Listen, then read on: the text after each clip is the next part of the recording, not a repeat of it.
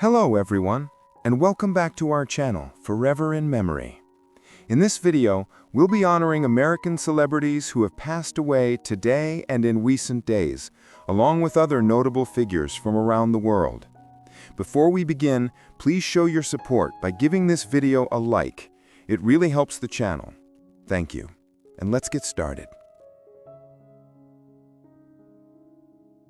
D'Angelo died at the age of 51, American singer-songwriter, known for his pioneering influence on neo-soul and contemporary R&B. Emerging in the mid-1990s with his groundbreaking debut, Brown Sugar, he redefined the sound of modern soul, fusing gospel roots, funk rhythm, and jazz harmony into something deeply human and timeless. Born Michael Eugene Archer in Richmond, Virginia, D'Angelo grew up surrounded by church music and the spiritual cadence of gospel choirs. His early fascination with Prince, Marvin Gaye, and Al Green shaped a sound that was both sensual and introspective. With his 2000 masterpiece, Voodoo, he reached the height of his artistry, crafting an album that blurred the line between groove and meditation, performance and confession. Despite his fame, D'Angelo withdrew from the spotlight for many years, struggling with personal battles while preserving the authenticity of his art. His later return with Black Messiah in 2014 was both triumphant and reflective, a political and emotional statement that reminded the world of his unmatched sensitivity and depth. D'Angelo's legacy is that of a quiet revolutionary, an artist who reshaped soul music not through volume, but through vulnerability. His voice, warm and searching, remains one of the most intimate sounds of modern music, a reminder that true artistry lies not in perfection, but in honesty. Gurney Norman died at the age of 88, American writer and educator, remembered as one of the defining voices of Appalachian literature. Born in Grundy, Virginia, and raised in the hills of eastern Kentucky, he transformed the landscape of his youth into a lifelong source of storytelling, rich with memory, struggle, and compassion. His acclaimed works, including Divine Right's Trip and Kinfolks, captured the rhythm of rural life with rare honesty and lyricism. Norman's prose carried the quiet wisdom of the mountains, blending folklore, realism, and spiritual reflection. As a professor at the University of Kentucky, he inspired generations of young writers to see dignity in ordinary lives and to listen to the voices often left unheard. Beyond his fiction, Gurney Norman served as a bridge between tradition and modernity, reminding readers that Appalachia was not a relic of the past, but a living, breathing culture of resilience and grace. His work endures as a gentle act of preservation, filled with empathy, humor, and deep reverence for the human spirit. Ms. Major Griffin Gracie died at the age of 78. American transgender activist and community leader, remembered as one of the foundational voices in the fight for LGBTQ+ rights and dignity. Born in Chicago, she came of age in an era of silence and hostility, yet turned her own struggle into a lifelong mission of advocacy and care for others. A veteran of the Stonewall Uprising, Ms. Major became a guiding force for generations of transgender women, particularly those of color, who faced systemic discrimination and violence. Her work with organizations such as the Transgender, Gender Variant, and Intersex Justice Project TGIJP, gave visibility and support to incarcerated trans people, a group long ignored even within the broader movement. Her leadership was never about fame or politics. It was about survival, sisterhood, and love. Through decades of activism, she built communities grounded in mutual aid and compassion, offering safe spaces where people could reclaim their humanity. Ms. Major's legacy lives in every act of defiance, care, and solidarity that continues her work, a reminder that justice is not only a demand, but a daily practice of empathy and truth. Alexander Dityatin died at the age of 68, Russian gymnast and three-time Olympic champion, remembered as one of the most precise and disciplined athletes in the history of artistic gymnastics. Born in Leningrad, he began training at an early age, quickly earning a reputation for his technical accuracy and calm, methodical approach to competition. At the 1980 Moscow Olympics, Dityatin made history by becoming the first athlete to win a medal in every gymnastics event, 8 in total, a record that remains unmatched. His flawless routines, particularly on the rings and vault, combined strength with an almost architectural sense of control. Beyond medals, his performances defined an era of Soviet excellence built on rigor, focus, and composure under immense pressure. After retiring from competition, Dityatin dedicated himself to coaching and sports education, passing his knowledge and discipline to a new generation of gymnasts. His name remains synonymous with perfectionism and integrity, a symbol of how dedication and inner balance can turn athletic mastery into enduring art. Tony Caunter died at the age of 88, English actor, remembered for his steady presence on British television and his long, distinguished career on stage and screen. Born in Birmingham, he trained at the London Academy of Music and Dramatic Art, developing a craft grounded in precision and empathy. Over the decades, Caunter appeared in some of Britain's most beloved series, including EastEnders, where his portrayal of Roy Evans made him a familiar and trusted face to millions of viewers. He was also known for his work in Z-Cars, Doctor Who, and numerous theater productions, where his professionalism and quiet authority earned the respect of colleagues and audiences alike. Beyond fame or celebrity, Tony Caunter embodied the virtues of a true character actor, reliable, disciplined, and deeply human in every performance. His career reflected a lifelong devotion to storytelling, and his work continues to resonate as a testament to the enduring power of craft and humility in British acting. Nasser Tagvai died at the age of 84, Iranian film director and screenwriter, remembered as one of the central figures of Iran's new wave cinema. Born in Abadan, a port city shaped by oil and industry, he drew much of his inspiration from the working-class lives and coastal landscapes of southern Iran.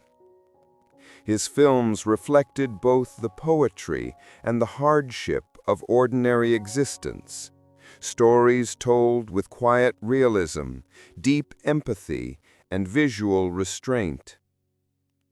Tagvai's early works, including Tranquility in the Presence of Others and Captain Khorshid, marked a turning point in Iranian cinema, introducing a literary and humanist sensibility that broke from convention. He combined social observation with moral introspection, revealing the dignity of people caught between tradition and change. Throughout his career, he resisted commercial formulas, staying true to his vision even in times of censorship and limitation. His influence extended far beyond his own filmography, shaping generations of Iranian directors who saw in his work a model of artistic integrity and courage. Nasser Tagvai leaves behind not only a body of remarkable films, but also a philosophy of cinema, one that believed in honesty, compassion, and the enduring strength of human spirit. Jeff Bridges was born in Los Angeles in 1949 into a family where cinema was not a distant dream, but part of everyday life. His father, Lloyd Bridges, was already a well-known actor. His mother, Dorothy, a poet and writer with a quiet strength that balanced the family's creative energy. The house in which Jeff grew up was filled with scripts, laughter, and late-night conversations about art, craft, and the strange world of performance. For the Bridges family, film was not just work, it was language, rhythm, a way of seeing the world. From an early age, Jeff absorbed this atmosphere. He spent his childhood on studio sets, wandering between cameras, lights, and director's chairs, observing his father at work. These were not just family visits, they were lessons in discipline and patience. He saw how a single line could be delivered in a dozen ways, how silence could speak more powerfully than words, and how true professionalism was built on respect. Respect for colleagues, for the audience, and for the story itself. The Bridges home, however, was not one of pressure or expectation. Lloyd and Dorothy raised their children with freedom to explore, to question, to fail. Jeff learned early that art is not about perfection, but about honesty. He was encouraged to paint, to play music, to try photography, to read widely. His older brother, Beau, also followed their father into acting, and together they grew up in an environment where competition gave way to collaboration, and where curiosity was the family's main tradition. In high school, Jeff began to show interest not only in performance, but in the technical side of cinema, the camera, editing, sound. He was fascinated by how stories came together, how rhythm and emotion were created in the cutting room. He was also a talented musician, spending long nights with a guitar, finding in music the same emotional truth that he would later search for in acting. When he enlisted in the Coast Guard Reserve after school, it was not a rebellion against the family legacy, but an extension of his search for self. He learned discipline, teamwork, and humility, lessons that would later shape his presence both on and off screen. Those years gave him distance from Hollywood and a clearer understanding of his own identity beyond the Bridges name. Upon returning to Los Angeles, Jeff began studying acting seriously. He attended workshops, watched the masters, and learned to listen, not just to dialogue, but to silence. His teachers described him as effortlessly real, someone who never chased emotion, but allowed it to surface naturally. That authenticity would become his signature. In his early 20s, Jeff began appearing in small film and television roles, often understated, but always memorable. Casting directors noticed something rare. He didn't perform characters, he inhabited them. His gestures were unhurried, his eyes alive with thought, his voice carrying the calm weight of sincerity. Even in his first appearances, there was a quiet magnetism, the sense that he wasn't acting for approval, but for truth. As the 1970s unfolded, Jeff Bridges' career began to mature in rhythm with the changing heartbeat of American cinema. It was an era that prized realism and vulnerability, and Bridges, with his quiet sincerity and lack of theatrical ego, fit naturally into its landscape. He was part of a new generation of actors who seemed to live their roles rather than perform them. Men whose gestures were subtle, whose silences carried weight. After The Last Picture Show brought him national attention, Bridges became known for his uncanny ability to disappear into any character without losing his own center. He followed that success with Fat City, 1972, a raw, unvarnished story of broken boxers and faded dreams. His portrayal of a young fighter teetering between ambition and defeat revealed a sensitivity that defied Hollywood's expectations of masculinity.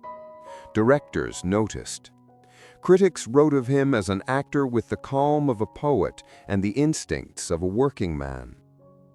Through the mid-1970s, Bridges continued to make deliberate, unconventional choices. He refused to be typecast, moving easily from intimate dramas to philosophical adventures. In Thunderbolt and Lightfoot, 1974, alongside Clint Eastwood, he combined humor and melancholy in a way that made audiences laugh one moment and ache the next. His nomination for Best Supporting Actor confirmed what colleagues already knew. Jeff Bridges didn't chase roles for fame. He followed the pulse of truth inside them. Away from the screen, Bridges led a life remarkably free of Hollywood artifice.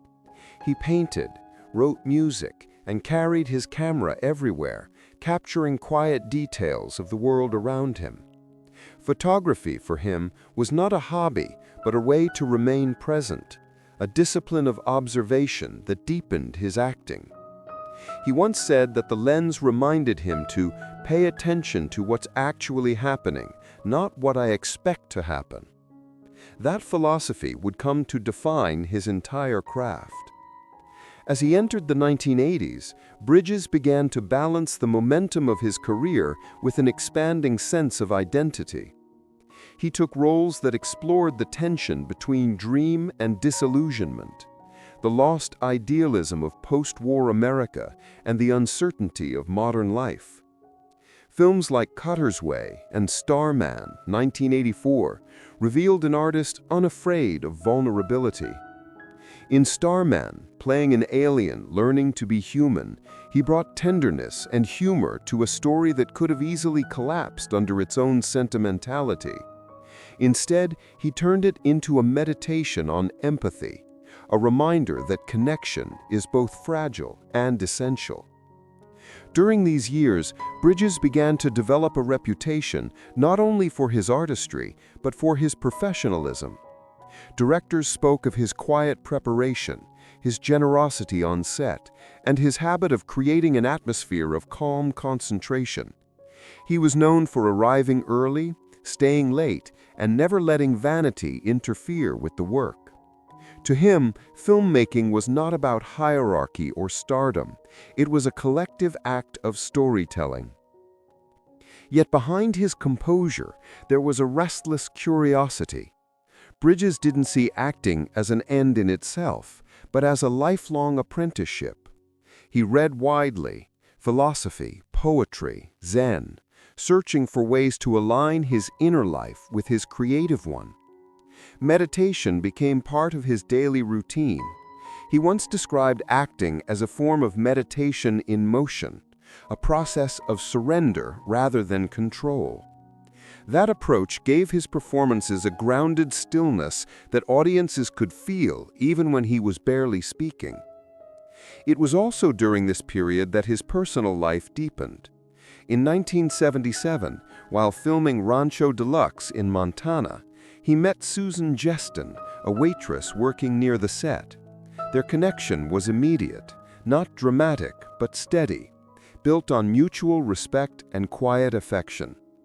They married soon after and built a family far from the glare of Hollywood's constant spotlight.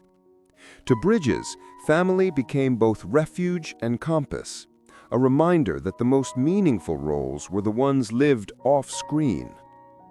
By the end of the 1980s, Jeff Bridges had become one of the actors of his generation to balance consistent critical acclaim with personal integrity.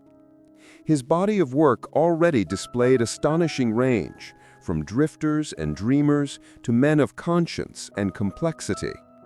Yet through it all, one quality remained unchanged: authenticity.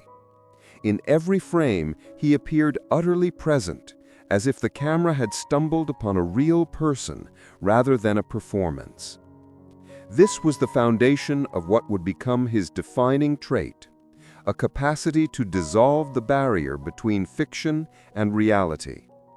Jeff Bridges didn't just portray life, he inhabited it.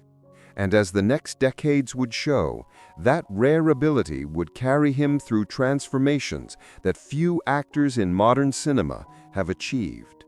From the promising son of an actor to one of the most quietly powerful storytellers in film history. As the 1990s arrived, Jeff Bridges entered the mature stage of his career with a sense of quiet assurance. He was no longer the rising star of American cinema, but a fully realized artist whose very presence could anchor a film.